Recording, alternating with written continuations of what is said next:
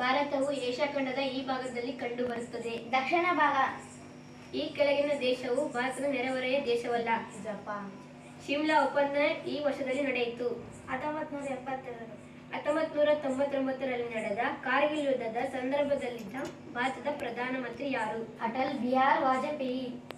China ಅತಿಕ್ರಮಣದಿಂದಾಗಿ ನಿರಾಶ್ರಿತರಾಗಿ ಭಾರತಕ್ಕೆ ಬಂದ ಟಿಬೆಟಿಯನ್ನರಿಗೆ ಕರ್ನಾಟಕದ ಈ ಸ್ಥಳಗಳಲ್ಲಿ ನೆಲೆಗಳನ್ನು ಕಲ್ಪಿಸಲಾಗಿದೆ. ಮುಂಡಗೋಡ ಮತ್ತು ಬೈಲುಕುಪ್ಪೆ. ಸಾರ್ಕ್ ಸ್ಥಾಪನೆಯಾದ ವರ್ಷ? 1985. ಸಾರ್ಕ್ ಸದಸ್ಯತ್ವ ಪಡೆದ ದೇಶ? ಚೀನಾ. ಭಾರತ ದಕ್ಷಿಣಕ್ಕೆ ಇರುವ ದ್ವೀಪ ರಾಷ್ಟ್ರ? ಶ್ರೀಲಂಕಾ. ಟಿಬೆಟಿನ ಧರ್ಮಗುರು ಯಾರು? ದಲೈ ಲಾಮಾ. ಸಾರ್ಕ್ನ ಸದಸ್ಯ ರಾಷ್ಟ್ರಗಳ ಸಂಖ್ಯೆ? 8. ಪಂಚಶೀಲ ಸೂತ್ರಕ್ಕೆ ಸಹಿ ಹಾಕಿದ ವರ್ಷ? 1954. ಭಾರತ ಮತ್ತು ಚೀನಾದ ಗಡಿ ರೇಖೆಯನ್ನು ಏನೆಂದು ಕರೆಯುತ್ತಾರೆ? ಮ್ಯಾಕ್ಮಹನ್. ಚಿತ್ತಗಂಗಾ ಪರ್ವತ ಪ್ರದೇಶದಿಂದ ಭಾರತಕ್ಕೆ ವಲಸೆ ಬಂದ ನಿರಾಶ್ರಿತರು? ಚಾಕಾ.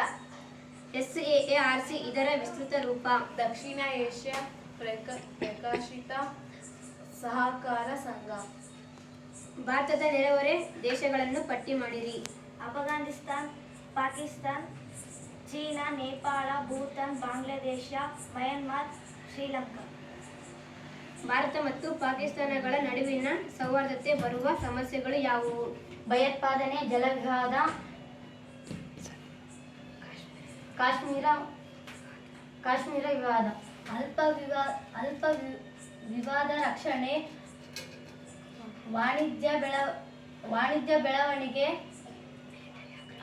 ಅಟಲ್ ಮಿಲಿಟರಿ ಆಕ್ರಮಣ.